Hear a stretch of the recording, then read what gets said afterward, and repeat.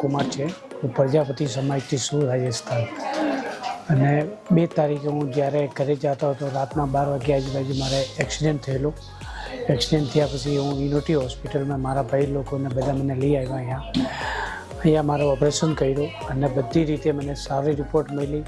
એના સ્ટાફ લોકો પણ સારી રીતે મારું કામ કર્યું અને આજે મને રજા પણ આપતા છે અને બહુ સરસ હોસ્પિટલ છે યુનિટી. એટલે 2 તારીખે મારે એક્સિડન્ટ થયેલું, બહુ જબરદસ્ત.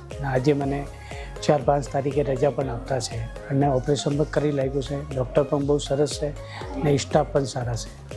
આભાર, બહુ હોસ્પિટલમાં બહુ આભાર.